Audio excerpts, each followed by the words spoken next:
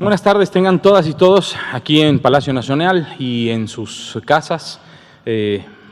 Gracias por acompañarnos. Son las 19 horas, es el día domingo 9 de agosto del 2020 y vamos a presentar la conferencia de prensa, los datos de todos los días sobre la epidemia de COVID-19. En esta ocasión estamos el doctor Emanuel Sarmiento, médico especialista, paidopsiquiatra y director general del Hospital Psiquiátrico Infantil Juan N. Navarro, y su servidor, que voy a presentar el componente técnico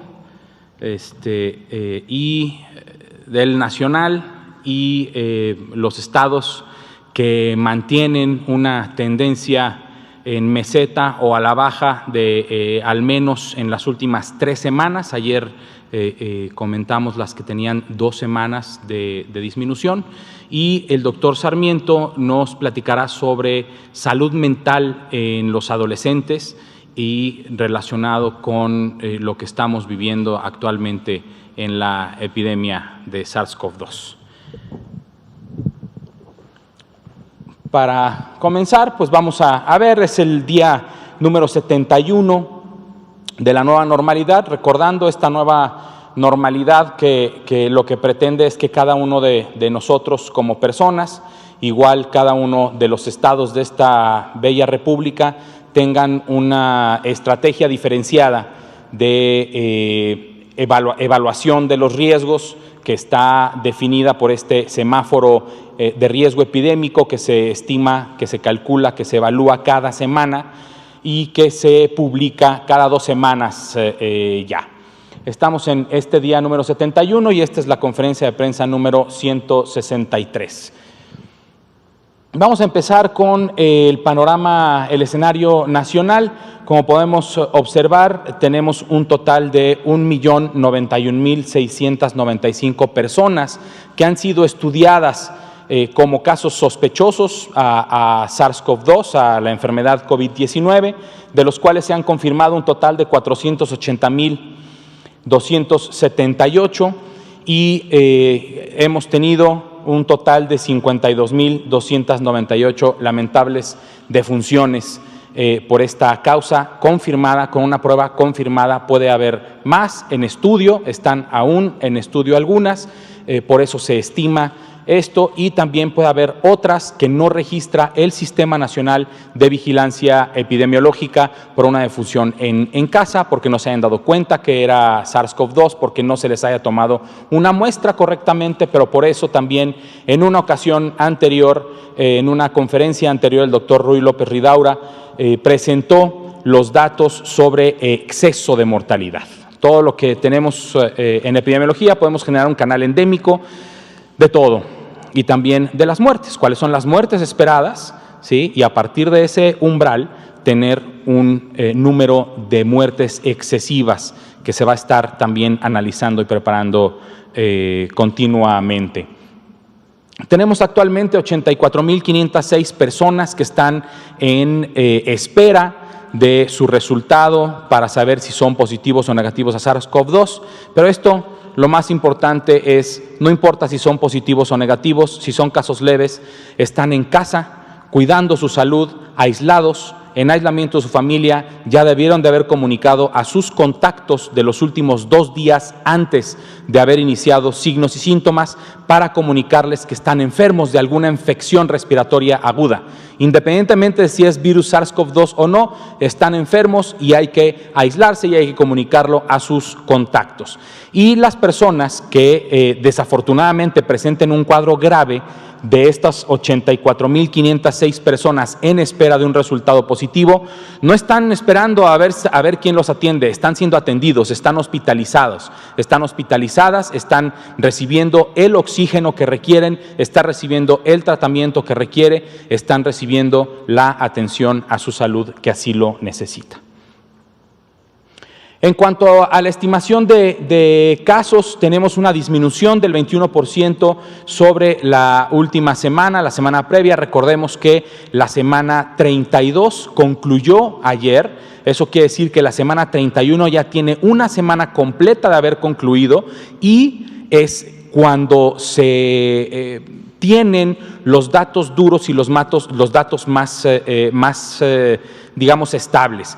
¿Pueden incrementar este número de casos, estos reportes? Sí pueden incrementar, pero después de una semana las variaciones no son tan importantes en cuanto al número, por lo que podemos también observar que esa disminución del 21% de casos estimados es una buena disminución, puede ser menor a lo que estamos viendo en este momento al terminar la semana 33, pero esta tendencia ya la estamos viendo desde hace 2 semanas y creemos que es un buen signo de que la sociedad está respondiendo, de que estamos respondiendo todos como Estado mexicano y que no debemos de bajar la guardia y debemos de continuar con las medidas básicas de prevención.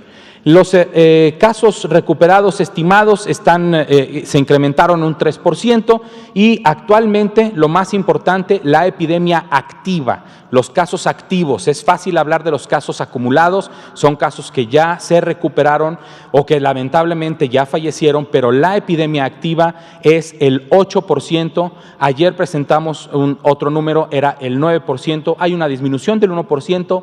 No lo tomaría como algo, como todo un éxito, pero sí creo que estamos ya en una disminución importante en la presentación y en la velocidad de la presentación de los casos. Tenemos actualmente activos una estimación de 43,547 personas que se están recuperando, ya sea en casa o que están recibiendo un tratamiento en los hospitales, en alguno de los hospitales del Sistema Nacional de Salud. La ocupación hospitalaria que es un indicador que nos dice a nosotros como Sistema Nacional de Salud cuál es la capacidad que tenemos para dar respuesta en caso de un repunte, es esta. Pero esto también le da a las personas en sus casas, a usted, señora, señor, que está en su casa, le da una visión de que si requiere de una cama o de un ventilador, porque usted presente una infección respiratoria aguda grave, en su estado tienen esta ocupación o esta disponibilidad. Siempre vemos la ocupación es como el lado negativo. Veamos también el lado positivo, la disponibilidad.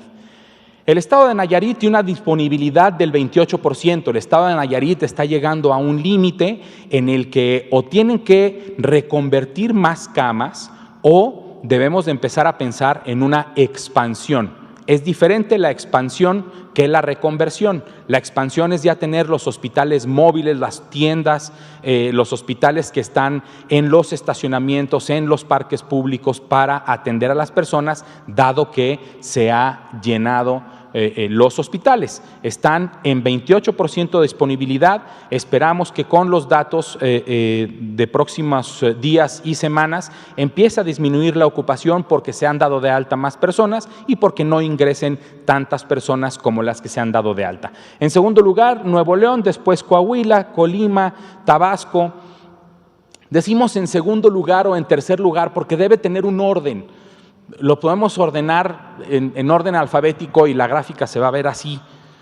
Es simple y sencillamente para ordenar, no es porque Nayarit, Nuevo León, Coahuila estén haciendo un mal trabajo versus Campeche o Chihuahua. Es simple y sencillamente el estado actual de la ocupación hospitalaria en todos y cada uno de nuestros estados. A nivel nacional tenemos una disponibilidad del 60%, que esto significa que hay 18,451 camas disponibles para personas que presenten un cuadro de infección respiratoria aguda grave que no requieran de ventilación mecánica.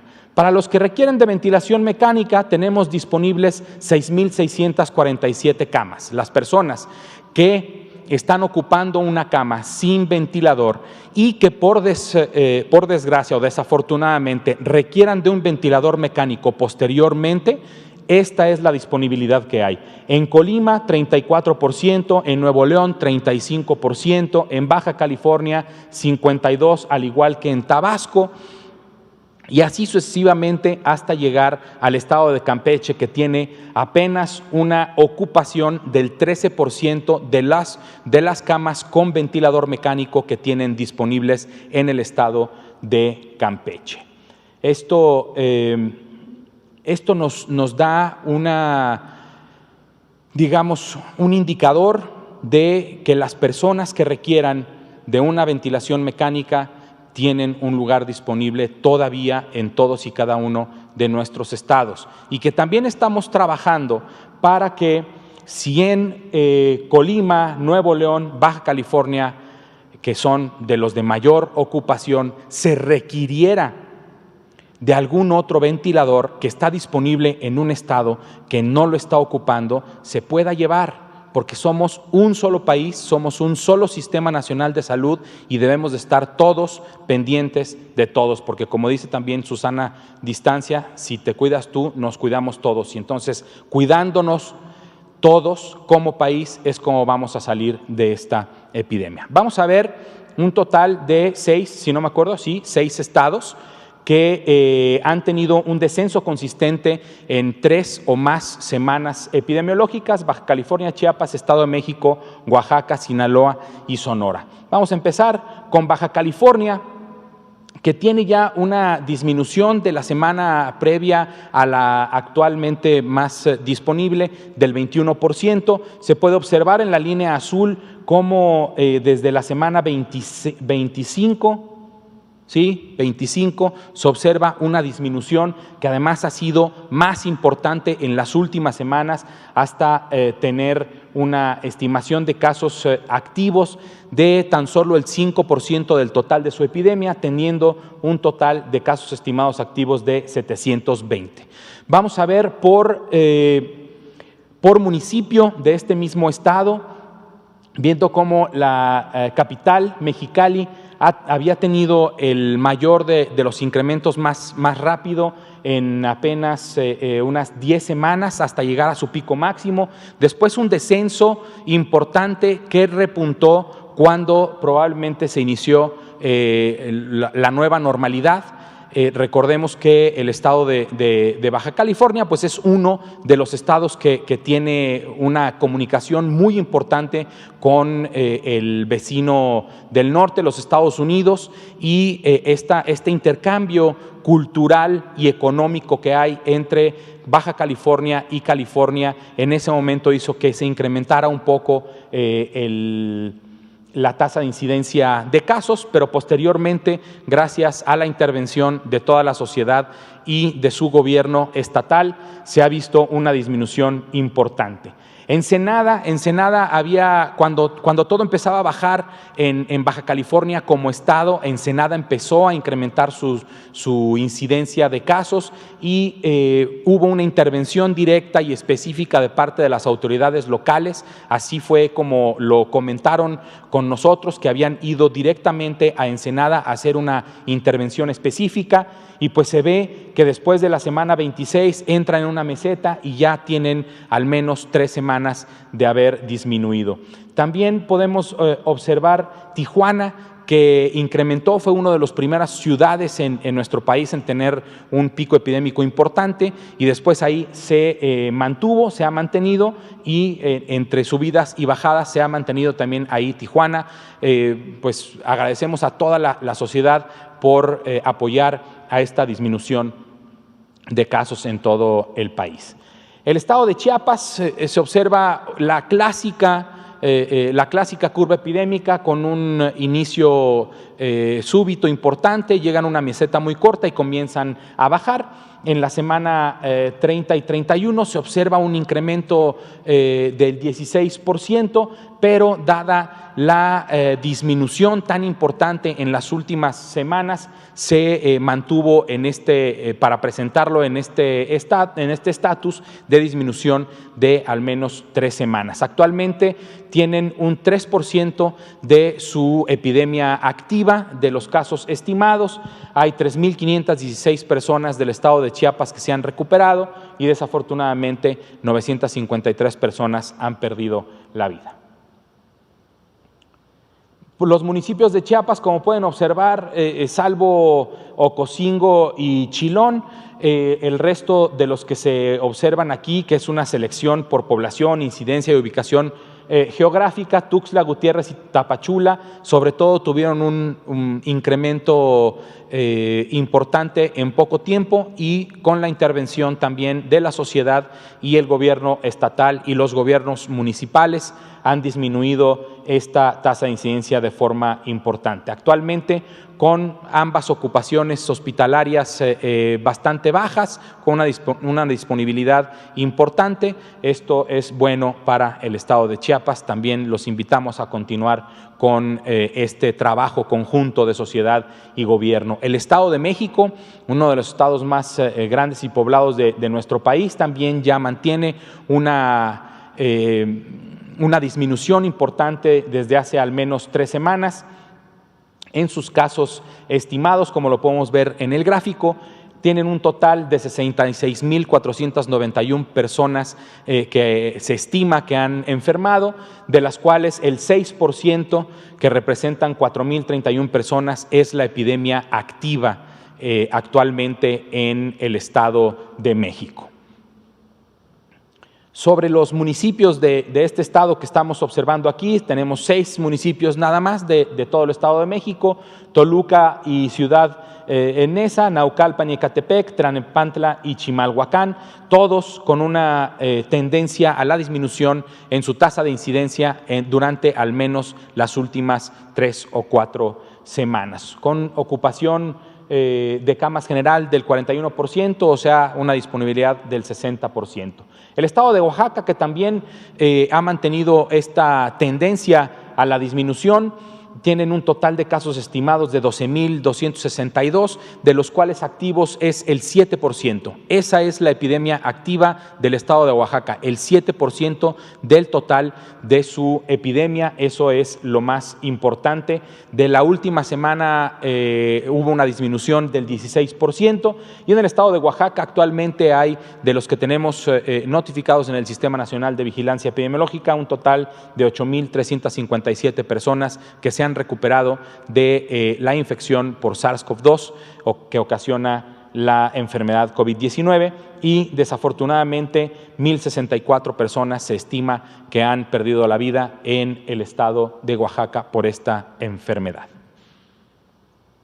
Sobre los municipios, el municipio de Oaxaca, la capital, ha sido la más afectada, pero como podemos ver, salvo por Huajuapan de León, todos los municipios que tenemos en el gráfico muestran una tendencia a la disminución en las últimas 3 o 4 semanas, con una ocupación de camas general del 39% y de ventilador del 32%. Esto quiere decir básicamente entre 60 y 70% de camas disponibles. El estado de Sinaloa también con altas y bajas, pero ya con una disminución importante en las últimas semanas.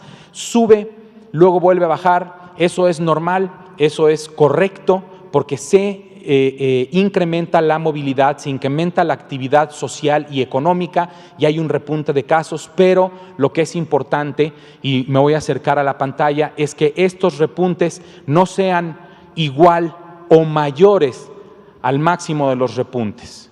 ¿Sí? Si este vuelve a crecer y luego vuelve a decrecer, pero luego vuelve a crecer y vuelve a decrecer, el chiste es que no crezca tanto como el punto máximo al que se ha llegado, y me parece que esa es una de las metas que también tenemos como sociedad, de estar administrando nuestros riesgos. Promoción a la salud es administrar los riesgos que tenemos a nuestra salud. Vivir es un riesgo. Por ahí una vez vi una camiseta en una tienda que decía: la vida es una enfermedad mortal de transmisión sexual. Así es la vida, todos vivimos en un riesgo. Este virus nos ha representado un riesgo mayor para nuestra salud y para el incremento de la mortalidad de nuestro país. Sí, debemos de aceptarlo y debemos de administrarlo. Debemos de evitar en lo posible las infecciones, debemos de disminuir la velocidad en la que crece la epidemia, y esto lo logramos todos juntos. Lo logramos haciendo sana distancia, lo logramos lavando nuestras manos, lo logramos llevando a cabo la etiqueta respiratoria, lo llevamos a cabo llegando también a tiempo a una atención a la salud. De los municipios de Sinaloa, Guasave ha sido el más afectado en cuanto a la tasa de incidencia. Recordemos que esto no necesariamente es el número de casos, sino que es el número de casos versus la población que vive en esa ciudad, pero pues podemos observar, en este caso, igual que en los otros, básicamente fácil ver cómo en las últimas al menos 3 o 4 semanas hay una disminución en la tendencia de los casos, excepto en el municipio de Navolato, si no me falla la vista, en el color amarillo, que en Navolato tiene un pequeño repunte. Esperemos que no siga creciendo, que se mantenga ahí y que empiece a bajar el municipio de Navolato, con una ocupación o disponibilidad de básicamente el 60% del estado de Sinaloa. Y el estado de Sonora, que si no me equivoco es el último de los estados, también observamos una disminución bastante importante en las últimas semanas. De la última semana a la que estamos revisando ahora, una disminución del 18%, un total de 20.410 casos estimados, 20.410 personas que han sido afectadas por el virus SARS-CoV-2, de los cuales activamente están tan solo el 5%, que representan poco menos de 1,000 personas en el estado de Sonora que actualmente tienen la infección activa. 13.421 sonorenses se han recuperado de esta enfermedad y lamentablemente han perdido la vida 2.364 personas a las que se le han estimado estas lamentables defunciones. Por el municipio también, el municipio de Hermosillo, la capital, la más afectada, pero con una disminución de forma muy importante, gracias a la acción comunitaria y a la acción del gobierno local y el gobierno estatal y municipal, que han tenido otras actividades con su población para disminuir la movilidad y disminuir la velocidad con la que crece la epidemia, y logrando una disminución importante, no solo Hermosillo, sino también el resto de los municipios de este bello y enorme estado de Sinaloa. Finalmente, ¿qué debo hacer yo? ¿Qué debo hacer yo como persona? ¿Qué debe usted hacer en su casa con su familia? Atender a las indicaciones de nuestras autoridades estatales y municipales. Estamos trabajando los 3 órdenes de gobierno en conjunto. Ya lo he mencionado, a través de la Red Mexicana de Municipios Saludables estamos trabajando con los presidentes y las presidentas municipales de todo nuestro país. Hay que lavarnos las manos frecuentemente, está en nuestras manos disminuir la velocidad de contagios. Hay que toser y estornudar en nuestro ángulo interno del codo, como dice el doctor Gatell, ¡achú! Así, traigamos o no traigamos cubrebocas, pero importante, usa tu cubrebocas correctamente como lo trae Susana, tapando nariz y boca. Aunque la barrera o aunque el instrumento se llame cubreboca, a lo mejor se les hizo feo ponerle cubre nariz y boca, pero hay que cubrir la nariz y la boca. Hay que mantener la sana distancia. Y a los que no nos o les guste utilizar el cubrebocas siempre porque es incómodo, hay que utilizarlo sobre todo en los lugares en donde no hay sana distancia. Ahí es vital usarlo. Si yo aquí lo usara, en este momento tendría una barrera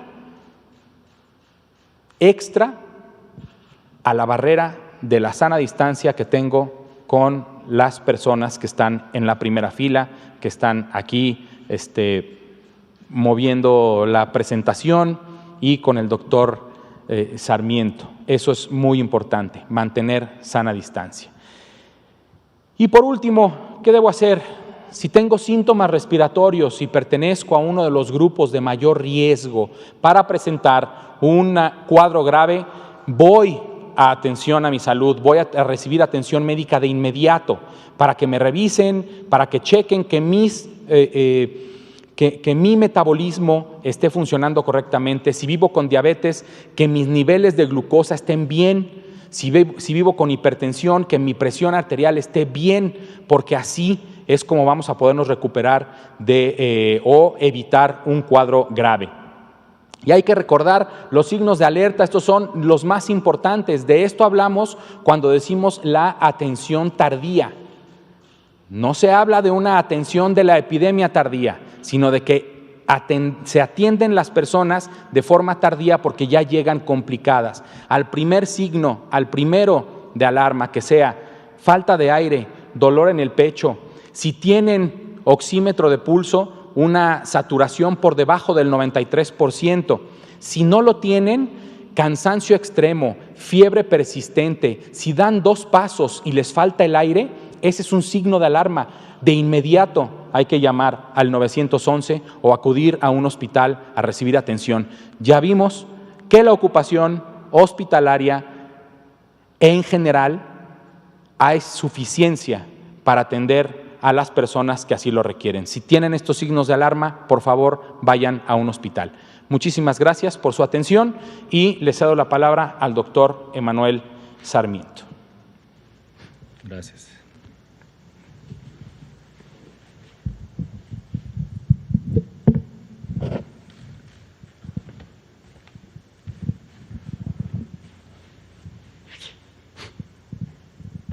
Bueno,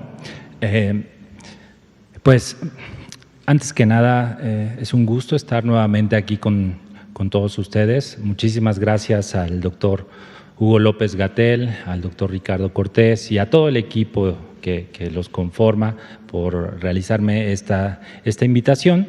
Y bueno, el tema que vamos a platicar el día de hoy con todos ustedes es la salud mental en una población muy específica, en una población muy importante, que es la población adolescente.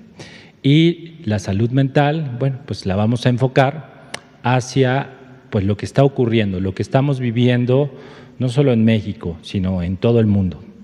Y vamos a comenzar definiendo a la salud mental como un estado de equilibrio emocional, cognitivo y conductual que va a permitir a cualquier individuo desenvolverse de una manera responsable en su entorno familiar, social, laboral, y que además le va a permitir gozar de un bienestar y de una adecuada calidad de vida.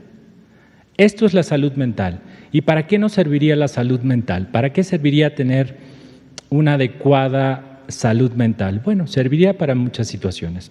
Para enfrentar el estrés mismo que vivimos en el día a día, para tener un estado de salud física óptima, para tener relaciones interpersonales adecuadas y sanas, para poder ser una persona con adecuado desempeño laboral, académico, para tener una buena relación familiar, social, etcétera. Podría seguir yo mencionando cuáles son todas las ventajas de tener una adecuada salud mental. Sin embargo, la salud mental también se puede ver afectada. Hay varias situaciones en la vida que nos pueden afectar este equilibrio del cual estoy yo hablando y que pueden provocar, pues, distintas complicaciones. ¿Qué factores pueden afectar a la salud mental, el equilibrio de la salud mental? Bueno, podemos mencionar una lista interminable de factores.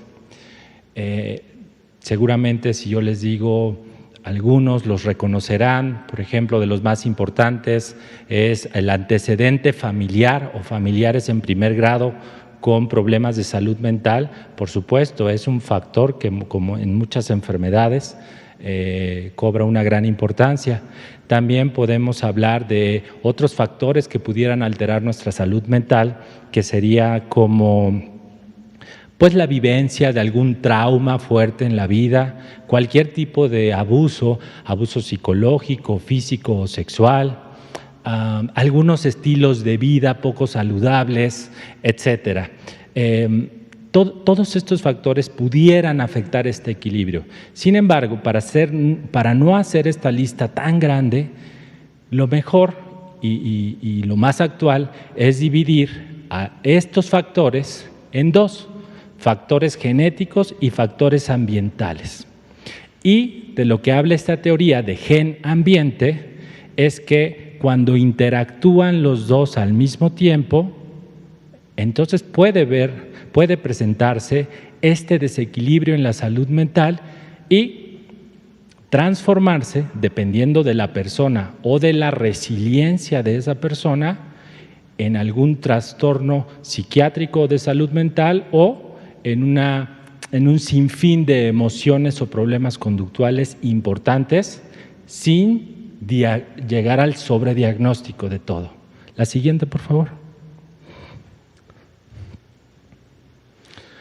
Bien, dentro de estos factores ambientales de los que estamos platicando, que pueden intervenir en un desequilibrio emocional o conductual en los adolescentes, pues es bien sabido que todas las dificultades asociadas a una contingencia como la que mundialmente vivimos por COVID-19, así como las medidas sanitarias que se han tenido que realizar para evitar el contagio y la transmisión del virus, son considerados como factores desencadenantes de problemas en la salud mental de la población en general. Pero específicamente, la adolescencia es un grupo que se considera de alta vulnerabilidad y que, por lo tanto, puede generar mayores desajustes conductuales y emocionales. Y no es para menos. Es decir, pensemos, y ha habido un cambio radical y completo sobre las rutinas que los adolescentes estaban acostumbrados a realizar, ¿no? Desde hace más de 4 meses dejaron de ir a las escuelas para cumplir con sus actividades académicas y para socializar, que es una parte muy importante dentro de las escuelas. Desde hace más de 4 meses han dejado de salir por las tardes, han dejado de salir los fines de semana a ver a sus amigos, a ver a sus familiares, a ver a sus novios, ¿por qué no? Han dejado de salir a parques, a cines, a plazas comerciales, en fin. Por eso digo que no es para menos que empiecen a generar después de 4 meses una serie de problemas emocionales o conductuales que probablemente se vayan incrementando con el paso del tiempo y que, bueno, de marzo, del 20 de marzo a la fecha actual, pues probablemente ya estén cobrando una factura elevada en muchos de ellos. La siguiente, por favor. Ahora, ¿cuáles son las principales reacciones que se pueden presentar en los adolescentes tras más de 4 meses de confinamiento por COVID-19? Yo las dividiría en 2, alteraciones emocionales y alteraciones conductuales. Antes de entrar a una alteración emocional, pues habría que entender qué es una emoción, y las emociones no nos deberían de espantar. Todos, absolutamente todos, tenemos emociones. Las emociones yo las definiría como todos estos sentimientos que los seres humanos en general presentamos y que son secundarios o que son consecuencias de alguna situación específica que estamos viviendo, ya sea pasada o presente. Estas alteraciones emocionales, bueno, como les comentaba, debemos de considerarlas completa y absolutamente normales. Es decir, el hecho de que nuestros adolescentes estén cursando en este momento con emociones como el miedo, la irritabilidad o el enojo, la ansiedad o la tristeza, es completamente normal. Aún así, estas emociones debemos de observarlas, comprenderlas, ser empáticos con lo que están sintiendo. Muchas veces los adolescentes, por la misma etapa de desarrollo que están viviendo, es difícil que sean tan platicadores, es difícil que se acerquen a contarnos cómo se sienten. Entonces, mi principal recomendación es que no nos esperemos y que nosotros vayamos a preguntarles cómo se sienten. Hay 3 condiciones que yo les diría que pueden servir como puntos para reconocer que una emoción ya no es normal. No siempre vamos a contestar, pues es normal que te sientas así, es normal que te pase esto, a todos nos pasa. Pues no, porque hay una ligera línea invisible entre lo normal y lo anormal hablando de emociones. Entonces, cualquier emoción, cualquiera de estas emociones que yo mencioné, que sea muy intensa, que sea demasiado prolongada y que me empiece a generar una disfunción importante en mi vida personal y en mi vida familiar, ahorita que todos estamos encerrados, pues no es bueno tenerla. Ninguna es bueno y eso ya no podemos decir que es normal. Me interesa mucho que quede muy claro, entonces voy a poner un ejemplo que considero que nos puede ayudar a diferenciar lo que es normal de lo que ya no es normal. Y sería hablar de la tristeza. La tristeza, ¿cómo la definirían ustedes? Bueno, yo la definiría como una emoción que se presenta ante ciertas situaciones difíciles, que en términos generales, pues todos los seres humanos las presentamos ante una mala noticia, ante una pérdida, ante un duelo, cosas que están pasando en la actualidad. Eso es la tristeza, una emoción que va y viene. No es lo mismo hablar de depresión, aunque por ahí, pues coloquialmente sí se puede llegar a utilizar esto como un sinónimo.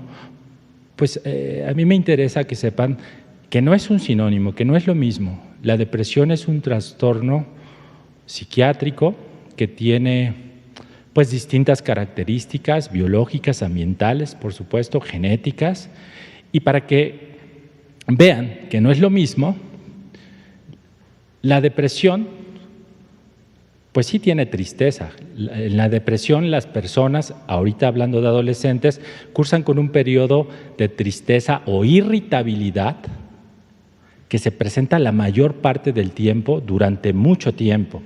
Pero además de esta tristeza o irritabilidad, los adolescentes pierden el interés por las cosas que normalmente les interesaban, empiezan a tener alteraciones en su ciclo de sueño-vigilia, empiezan a tener muchas fluctuaciones en su apetito, que va desde que pierden el hambre o de repente les dan muchas ganas de comer y hacen atracones.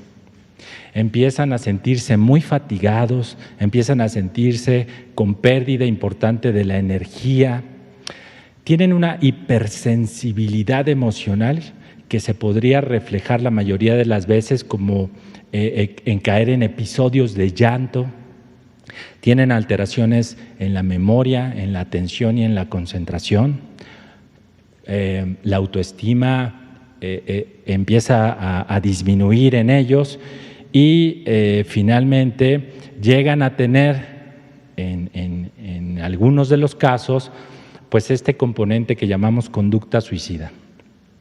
La conducta suicida, como ustedes saben, abarca varios niveles. La conducta suicida puede ir desde fantasías de muerte. ¿Qué es una fantasía de muerte? Por ejemplo, que el adolescente diga, me gustaría dormirme y ya no despertar. Está fantaseando con este concepto de la muerte. Eso no va a pasar, no va a llegar a dormirse y ya no va a despertar. Entonces, conforme estos síntomas depresivos empiezan a aumentar, pues la conducta suicida empieza a escalar de nivel y podemos pasar a la planeación suicida, en donde yo ya no espero que pase un milagro y estoy planeando cómo hacerlo, al intento de suicidio y finalmente al suicidio consumado. ¿Qué tan grave es esto? ¿Por qué me tomo más tiempo para dar este ejemplo? Pues es tan grave que a nivel mundial no debemos olvidar que la muerte por suicidio es la segunda causa de mortalidad en personas jóvenes de los 15 a los 29 años de edad. Por eso es tan importante saber diferenciar lo que son emociones normales de lo que ya no es normal. Lo mismo que con las emociones puede pasar con la conducta. Los adolescentes, pues tras 4 meses de estar ahí encerrados, empiezan a tener distintas conductas inapropiadas que alteran el equilibrio de la familia y el equilibrio individual. ¿Y qué empezamos a ver seguramente en casa? Pues muchos episodios de desobediencia, muchos episodios de discusiones constantes con los padres, con los hermanos, con quien se pongan enfrente, conductas oposicionistas y desafiantes hacia la autoridad, ¿no? Se vuelven retadores, los berrinches, pues sí, por supuesto, empeoran, ¿no? Recuerden que un berrinche tiene por objetivo conseguir algo, entonces hago una conducta muy fuerte para conseguir esto, y el mayor tiempo frente a las pantallas, ¿no? Que ese es un tema muy interesante, que de principio yo les diría que no habría que satanizar, y menos en estos momentos en que tratamos dentro de casa de hacer lo mejor posible con lo que tenemos. Pero sí, son conductas que seguramente se están presentando en muchos de los hogares mexicanos. La siguiente. Ahora, digamos que esta es la parte normal, lo que podríamos esperar en la población adolescente tras la contingencia. Sin embargo, ya también existen varios estudios científicos que están reportando lo que pasa en la población adolescente que tuvo que enfrentarse a este confinamiento por COVID. Y se ha analizado cuáles son las repercusiones psicológicas que se han presentado, y estos son los diagnósticos que más se encuentran reportados en la población adolescente. Quiero comentarles que estos diagnósticos, que son de un artículo internacional, también va muy de la mano con lo que nos reportan en la línea de la vida, sobre las estadísticas que llevan. Entonces, el trastorno de estrés agudo, trastorno de estrés postraumático, los trastornos de adaptación y el duelo pertenecen a una serie de trastornos psiquiátricos que se agrupan dentro de los trastornos relacionados con el estrés. El otro gran grupo de problemas que se están presentando en adolescentes son los trastornos relacionados con sustancias, que estos incluyen a un amplio grupo de drogas en donde se ha determinado, se está viendo que existe un incremento en su consumo. ¿De qué drogas hablamos? Pues empezando por el tabaco, por las más accesibles, por el tabaco, por el alcohol, por el cannabis, por los sedantes, por los estimulantes como la cocaína, etcétera. Estos problemas son palabras mayores, y en estos casos, por supuesto, que no debemos de perder tiempo y debemos de recurrir a los especialistas. La siguiente, por favor. Ahora, una pregunta que seguramente todos tenemos como padres, como hermanos, como tíos, como cuidadores de adolescentes, como personas que vivimos en contacto con ellos, porque además en consulta a mí me la hacen mucho, es: ¿y yo cómo puedo ayudarles? Ya lo traje aquí a consulta, ya lo mandé al psicólogo, pero ahorita ¿yo qué puedo hacer como familiar, como persona que está en constante contacto con ellos? Bueno, yo les diría que pueden hacerse muchas cosas, pero yo lo resumí en estos 6 puntos. Primero, como adulto, como familiar responsable, como padre de familia, dar reconocimiento y validación a las emociones expresadas por ellos. ¿Qué es esto? Pues se los puedo dar en ejemplos. El validar y reconocer una emoción es hacerle ver que yo también me puedo sentir como él, que yo lo comprendo, que yo también me siento triste, que yo también he estado preocupado y que tengo momentos de mal humor. Entonces, se pueden utilizar algunas frases como: ¿es normal que te sientas así? Yo también me he sentido como tú te estás sintiendo, yo también he tenido dificultades para conciliar el sueño, yo también me siento de repente enojado sin un motivo específico. Eso es validar y reconocer emociones. Y como les decía hace un momento, hay que incitarlos a hablar de esto. Hay que dejar que expresen sus emociones como las sientan. No nos van a venir a decir sus emociones y nosotros o no los dejamos hablar o los estamos corrigiendo. Entonces, como estén experimentando las emociones, debemos de dejar que nos las digan así. Número 2, transmitir seguridad y tranquilidad es la base del éxito. Yo no puedo pedirle a mi hijo de 15 años que esté tranquilo cuando yo soy un mar de nervios, cuando yo estoy enojado todo el tiempo. Entonces, aquí, pues, señores, padres de familia, pues debemos de predicar con el ejemplo. O sea, si yo quiero transmitir algo, pues tengo que demostrarlo, ¿no? Tiene que ser coherente lo que yo le pido, que se calme, que esté tranquilo, pues eso yo también lo tengo que reflejar. Entonces, el momento de abordarlos es muy importante utilizar un tono de voz bajo y pausado, pues para hacer, o tanto para validar o como para corregir algún problemita de conducta o emocional. No debemos olvidar como tener este control pausado y disminuido de la voz. Eso le puede generar mayor seguridad al adolescente. 3, en algunas ocasiones las cosas se ponen más graves. Entonces, ya que estoy en casa, pues tengo pocas estrategias. No tengo como ahorita la facilidad de salir corriendo a cualquier hospital. Entonces, en casa, pues puedo utilizar algunas estrategias como el tiempo fuera. El tiempo fuera es muy sencillo, es que si yo noto algún estado emocional o conductual que está muy exaltado, lo mejor en ese momento no es estar confrontándolo ni tratándolo de arreglar. El tiempo fuera significa darle un espacio en el cual pues se recomienda que la persona que está ocupando ese espacio de tranquilidad, de soledad, se le pueda respetar. Entiendo que en muchos hogares mexicanos tal vez no tengamos esta ventaja como de decir, pues tú vete a tu cuarto. Habrá algunos hogares que no tienen eso y que comparten alguna habitación. Entonces, en esos casos podemos utilizar el distanciamiento físico. Aunque estemos en el mismo lugar, le doy su espacio, ¿no? En el cual dejo que se tranquilice, y normalmente después de un tiempo, y además eso nos pasa a todos, nuestro estado de ánimo empieza a bajar.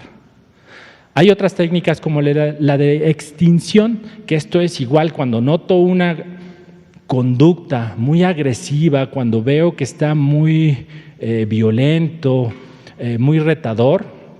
La conducta de la extinción, traducida en términos coloquiales, es ignorar esa conducta.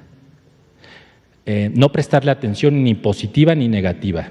¿Qué es atención positiva y negativa? Es decir, no ir a regañar, ni tampoco ir a decir, me disculpas, te doy un abrazo. No en ese momento. Entonces dejamos que se extinga esa conducta Y lo más frecuentemente que pase es que después de un tiempo, aunque al iniciar esta técnica la conducta tiende a empeorar un poquito, después de un tiempo, si somos firmes, la conducta tiende a disminuir y en ese momento sí puedo reforzar positivamente, pues con frases como me da mucho gusto que ya te hayas podido tranquilizar, ahora sí podemos platicar. Y ahí estoy reforzando positivamente una conducta. Sé que esto es muy difícil, pero estamos en situaciones difíciles, estamos en tiempos difíciles. Entonces, debemos, en medida de lo posible, evitar utilizar el castigo como una medida de control. A lo mejor esto es lo que frecuentemente hacemos, pero ahora no es el momento, cuando se pueda. Entiendo que en ocasiones se tiene que hacer y hay que enseñarle al adolescente que en la casa hay límites y siempre hay que advertirle que va a haber consecuencias si él no cumple esas reglas. Pero una estrategia que les pudiera ayudar más ahora en casa es a lo mejor fomentar las ganancias, fomentar los reforzadores positivos, no los castigos. No es lo mismo decir, si tú haces esto, entonces yo te quito esto. Lo podemos decir de otra manera. Si tú no haces esto, entonces yo te puedo premiar con esto, yo te doy esto. Entonces, a eso me refiero. Hay que decirles, en este punto, y hay que ser empáticos con ellos, de que se pueden enojar, que están en todo su derecho y que pueden expresar cómo se sienten. Pero está prohibido gritar, insultar, golpear, romper objetos, lastimarse. Eso sí está prohibido. Entonces, se los debemos de dejar muy claros. Evitar el exceso de información en noticias o redes sociales. Sí, caray, esto nada más incrementa la ansiedad y el enojo, pero no solo de los adolescentes, sino creo que de todos los que tenemos un exceso de noticias y más porque muchas de ellas son falsas noticias. Entonces, sí controlar mucho esto. Y el último es, creo que el mejor tratamiento que nosotros le podemos dar ahorita a un adolescente es enseñarles cómo cuidarse, de no contagiarse, de no contagiar a alguien más y enseñarle todas las medidas de sana distancia para evitar estos riesgos. Eso es lo mejor que podemos hacer con ellos, ¿no? ¿Van a salir? Sí, claro, estamos en la nueva normalidad, pero hay que enseñarles cómo deben de salir, cómo deben de cuidarse. Eso es lo mejor que podemos hacer con ellos. La siguiente, por favor.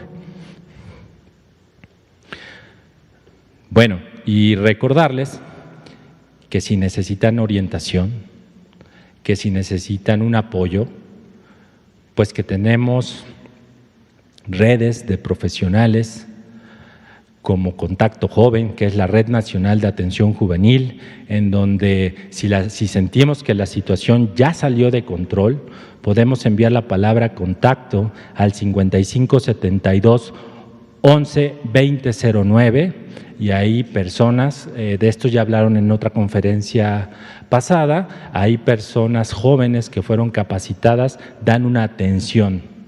La siguiente, por favor. Y por supuesto, la línea de la vida, en donde podemos comunicarnos al 800-911-2000 y de la misma manera personas capacitadas, personas especialistas en el área podrán orientarnos hacia qué es lo que necesita. Esta línea de la vida también los conecta con las distintas líneas de atención telefónica que están prestando sus servicios, que centros de integración juvenil, que son algunos hospitales psiquiátricos como el Instituto Nacional de Psiquiatría, el Hospital Psiquiátrico Infantil Juan N. Navarro, el Hospital Fray Bernardino Álvarez, etcétera, etcétera. ¿La siguiente? Listo. Bueno, eso es todo de mi parte. Muchas gracias. Muchísimas gracias, doctor. Pues tenemos unos minutitos para preguntas y respuestas. A ver, 1, 2 y 3. Buenas noches, doctor. Gracias. Daniela Pastrana, al pie de página. Quería preguntarle, en el caso de los que tienen trastornos de sueño, que es una de las cosas que más parece que ha afectado a mucha gente, porque pues ya los días todos son iguales. ¿Hay alguna técnica o hay alguna cosa que se pueda utilizar para personas que simplemente ya tienen que volver ahora a clases, algunos, y tienen los horarios totalmente confundidos? Sí, efectivamente, esto no es nada más en adolescentes. Esto de los trastornos de los sueños se está presentando en preescolares, escolares, adolescentes, adultos mayores, ¿no? Nos está pasando como este fenómeno que es natural cuando tenemos un periodo vacacional, es el mejor ejemplo que se me ocurre, y que consciente o inconscientemente empezamos a modificar el sueño, nos empezamos a dormir más tarde y a despertar más tarde, ¿no? Ahora, esto es dentro de lo normal, lo que siempre sabemos. Durante estos 4 meses de contingencia, a nivel mundial es uno de los problemas mayormente reportados, ¿no? Las alteraciones en el sueño, cómo están recorridos todos los ciclos de sueño-vigilia, y no se diga en el adolescente. El adolescente de por sí pasa por una etapa en donde duermen muchísimo, ¿no? Es una etapa normal de su desarrollo. Ahora, ¿qué hay que hacer? Bien, es una pregunta, me parece sumamente importante, porque hay que evitar la medicación. Eso no nos va a ayudar. La medicación entraría si el insomnio es secundario o está asociado a alguno de los problemas en salud mental, como depresión, como ansiedad, como trastorno por consumo de sustancias, etcétera. Pero ante este descontrol natural que se está presentando en esta contingencia, lo más importante es establecer medidas de higiene del sueño, ¿no? Que son muy básicas, las medidas de higiene del sueño. Si gustan, con gusto se las podemos pasar, porque hay varios documentos en donde se establecen, ¿no? Pero bueno, entre estas es como mantener las rutinas habituales, ¿no? Entonces, empezar a acostarnos a la misma hora y a levantarnos a la misma hora, lo más cercano posible al tiempo normal. Esto nos va a costar trabajo, porque si hoy le dicen a alguien que todos los días se ha acostado en el último mes a las 3 de la mañana y hoy le digo que se duerma a las 10, pues no va a poder, pero es el inicio. Y entonces se va a dormir seguramente a las 3 de la mañana, pero en lugar de despertarse a las 12 del mediodía, entonces lo paro a las 8, ¿no? Y poco a poco la consistencia de esta medida pues va a ir otra vez regresando el ciclo a la normalidad. Hay algunas otras, como el cuidar la alimentación en la noche antes de dormir, ¿no? El evitar hacer ejercicio o alguna actividad que me excite durante ese tiempo, el ocupar la cama. Pues hay algunos adolescentes, pues que más que ahorita, ¿no? Desayunan, comen y cenan en la cama y juegan videojuegos en la cama. Entonces, enseñarles para qué es la cama, ¿no? Y algunas otras medidas que normalmente son funcionales. Y nos servirán a los adolescentes y a todos. Adelante, por favor. Doctor Cortés, rápido, de la información que nos compartía de las 6 entidades federativas que en las últimas 3 semanas ya llevan tendencia a la baja, ¿veremos en la próxima semana, si continúan en esta tendencia, que pasen algunas a semáforo amarillo? Una de las 2 de los 4 indicadores que tenemos son de tendencia, efectivamente. Aunque son de tendencia que no necesariamente ambas van igual, ¿sí? Esta es una tendencia general, pero para el semáforo tenemos la tendencia de personas hospitalizadas y la tendencia de síndrome COVID, o sea, todo lo que parezca coronavirus, independientemente si son casos graves o ambulatorios. Y esto, pues puede haber una disminución de todo el síndrome coronavirus, pero que los pocos casos que se estén dando en estos lugares sean o requieran de hospitalización y vaya creciendo. Por eso hay que ver ambos indicadores. Sin embargo, la posibilidad existe, ¿sí? O sea, la probabilidad, y sobre todo en estos estados que la caída ha sido tan importante, puede existir que alguno en esta evaluación de riesgos que se hace semanalmente pudiera llegar a los niveles de semáforo amarillo actualmente. Muchas gracias. Sí, una última pregunta. Son las 8 en punto, pero una última pregunta. Muchas gracias. Omar Quiroga, de Reporte Crítico, con sendas preguntas para ustedes.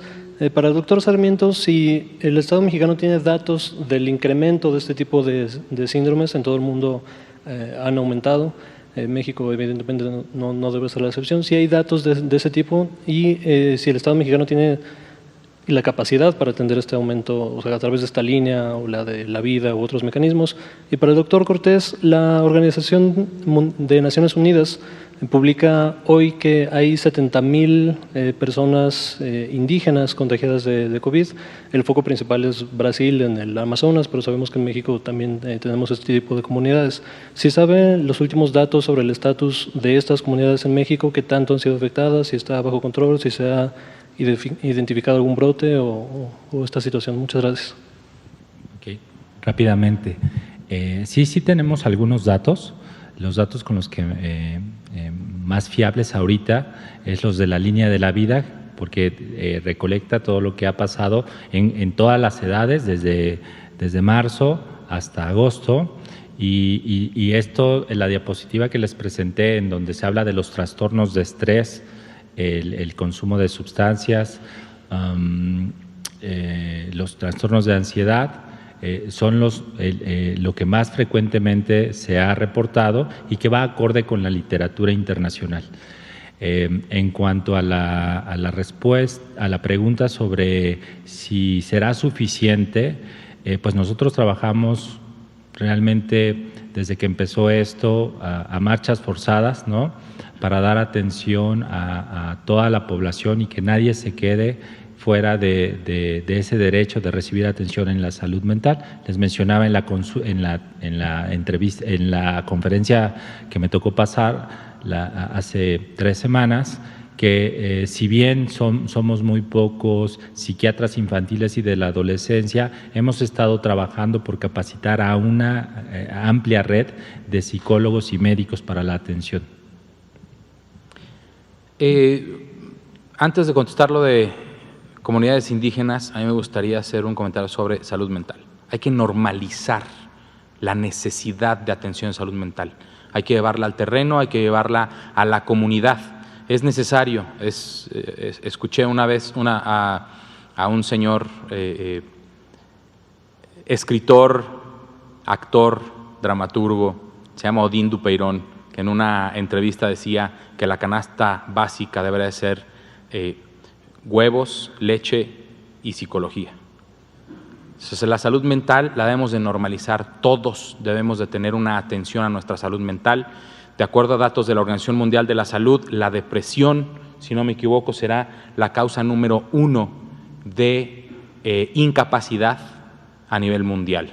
A partir de este año, estaba proyectado que a partir de este año, ahora con COVID, no solo estamos seguros de que se cumplirá esa predicción, sino que además será de suma importancia. Sobre comunidades indígenas, hay datos muy específicos que tenemos en la página de coronavirus y en la página del Instituto Nacional de los Pueblos Indígenas, pero me gustaría, para no dar datos erróneos, que le proponga tu servidor, a partir de esta pregunta, al doctor López-Gatell, que uno de los componentes temáticos de esta próxima semana, o de esta que corre, o de la siguiente, podamos presentar el panorama o el perfil epidemiológico de coronavirus en comunidades rurales e indígenas. ¿Sí? Muchísimas gracias. Son 8:04. Gracias a todos. Hasta mañana.